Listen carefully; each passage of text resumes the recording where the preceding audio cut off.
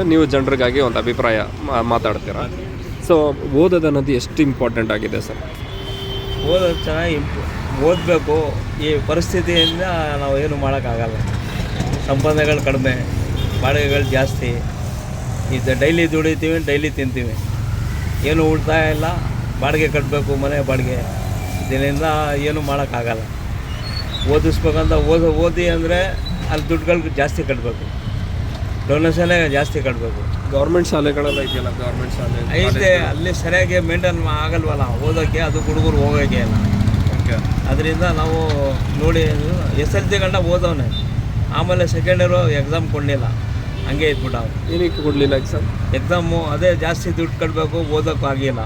Okay. ಈಗ ವ್ಯಾಪಾರ ಮಾಡ್ಕೊಂಡಿದ್ದಾನೆ. ಈ ಕರೆಸ್ಪಾಂಡೆನ್ಸ್ KSOU ಎಲ್ಲ ಇದೆಯಲ್ಲ, ಇದು ಬಂದ್ಬಿಟ್ಟು ಕೆಲಸ ಮಾಡ್ತಾನೆ ಮಾಡ್ಬೋದು. ಆ ಥರ ಎಲ್ಲ ಮಾಡಿಕೊಟ್ಟವ್ರಲ್ಲ? ಮಾಡಿಕೊಟ್ಟವ್ರೆ ಸರ್. ಅಲ್ಲೂ ಸ್ವಲ್ಪ ದುಡ್ಡುಗಳು ಕಟ್ಬೇಕು ತಾನೆ. ಅದೇನು ಕಟ್ಟಂಗೆ ಇಲ್ಲ, ಏನೊಂದು 2,000 ರೂಪಾಯಿ 3,000 ರೂಪಾಯಿ ಒಳಗಡೆ ಮುಗೀತದೆ. ಅದು ಹೇಳ್ತಾರೆ ಒಂದು ವರ್ಷಕ್ಕೆ. ಇಲ್ಲ ಸರ್, ನಾನು ಅಲ್ಲೇ ಓದಿರೋದು. ಈ ಥರ ಯೂನಿವರ್ಸಿಟಿ ಎಲ್ಲ ಮಾಡಿಕೊಡ್ತಾರಲ್ಲ ಗೌರ್ಮೆಂಟಿಂದ, ಅದರಿಂದ ಕಡಿಮೆನೇ ಇರುತ್ತೆ. ಇದು ಏನಕ್ಕೆ ಅಂದರೆ, ಈಗ ನಾವು ಓದಲಿಲ್ಲ, ನನಗೆ ಗೊತ್ತು ಏನು ಕಷ್ಟಪಡ್ತಾ ಇದ್ದೀನಿ. ಒಂದು ದೊಡ್ಡ ದೊಡ್ಡ ಆಫೀಸರ್ಗಳ ಮುಂದ್ಗಡೆ ಮಾತಾಡೋಕ್ಕೆ ನನಗೆ ಯೋಚನೆ ಆಗುತ್ತೆ. ಅದೇ ಓದಿದ್ರೆ ಇದಿದೆಯಪ್ಪ ಅಂತ ಮುಂದೆ ಹೋಗ್ಬೋದು.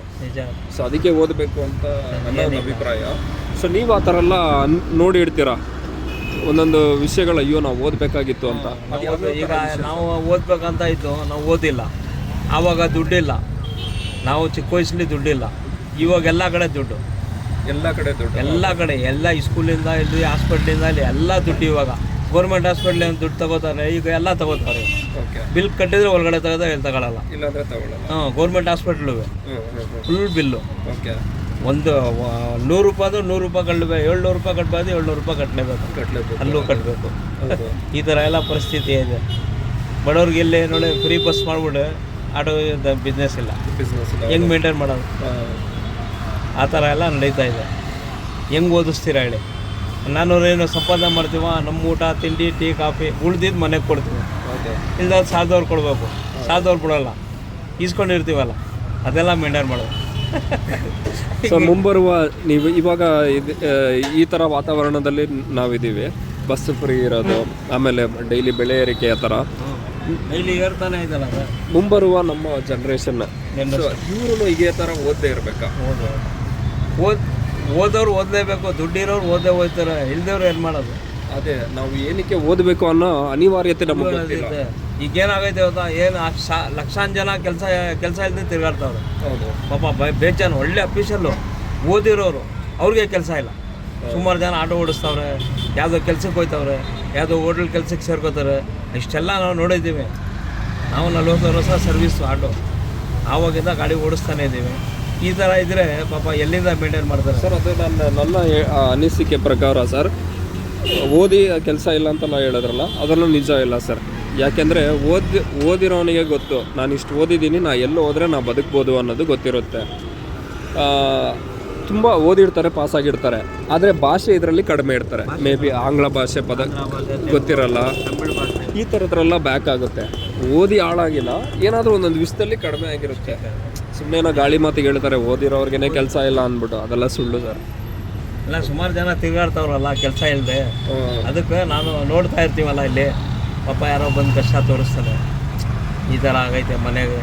ನಾವೇನು ಮಾಡ್ತೀವಿ? ಊಟ ನೋಡಪ್ಪ, ನಮ್ಮ ಕೈಲಿ ಏನೂ ಆಗಲ್ಲ, ಊಟ ಮಾಡ್ಕೊಂಡು ಟೀ ಕೊಡ್ಬೇಕು. ಏನು ಕಷ್ಟ ತೋರಿಸ್ತಾರೆ, ಓದಿರ್ತಾರ ಅವ್ರು ಚೆನ್ನಾಗೆ. ಪಾಪ ಅವ್ರು ಮುಂದೆ ಏನೇನೋ ಮನೇಲಿ ಜಗಳ ಮಾಡ್ಕೊಂಡಿರ್ತಾರೋ, ಅಲ್ಲಿ ಮನೇಲಿ ಏನು ಗೊತ್ತಾ ಜಗಳ ಮಾಡ್ತಾರೆ ಅವರು. ನೀ ಕೆಲ್ಸಕ್ಕೆ ಇಷ್ಟು ಓದಿದ್ಯಾ, ಕೆಲ್ಸಕ್ಕೆ ಹೋಗಲ್ಲ ನೀನು, ಇಲ್ಲಿ ಮನೆಗೆ ಹೆಂಗೆ ನಡಿಬೇಕಂತ ಅವ್ರಿಗೆ ಜಗಳ ಮಾಡ್ತಾರೆ. ಅವ್ರು ಪಾಪ ಫುಟ್ಪಾತ್ ಬಂದ್ಬಿಡ್ತಾರೆ. ಅವರು ಕೆಲಸ ಅವ್ರು ಸಿಕ್ಕಲ್ಲ, ಅವ್ರು ಮುಖ ನೋಡ್ತಾರೆ, ಎಲ್ಲಿ ಅವನು ಏನು ಇಲ್ಲಿ ಸೇರಿಸ್ಕೊಬಿಟ್ಟು ಏನೋ ಮಾಡ್ಬಿಟ್ಟು ಹೊಂಟೋದ್ರೆ ನಮ್ಮ ಮೇಲೆ ಇದಂತ ಇದೆಲ್ಲ ಅವರು ಇದು ಮಾಡ್ಕೊಂಡು ಇರ್ತಾರೆ ಪಾಪ. ಅಷ್ಟೆಲ್ಲ ನಡೀತಾ ಇದೆ. ಕಡೆಯದಾಗಿ ಒಂದು ಯುವಕರಿಗೆ ಅಂತ ಒಂದು ಮಾತು ನೀವು ಹೇಳೋದಾದ್ರೆ ಓದೋದ್ರ ಬಗ್ಗೆ? ಯುವಕರಂದರೆ ಅದೇ ನಾವು ಹೇಳ್ತಾ ಇಲ್ವಾ, ಈ ಥರ ಬರ್ತಾರೆ, ಫುಟ್ಪಾತ್ಲೆ ಮನೆಗೆ ಹೋಗ್ತಾರೆ, ಪೊಲೀಸರು ಹೇಳ್ಕೊಂಡಿದ್ದಾರೆ, ಅವ್ರು ಕಳ್ಳರಾಗ್ಬಿಡ್ತಾರೆ.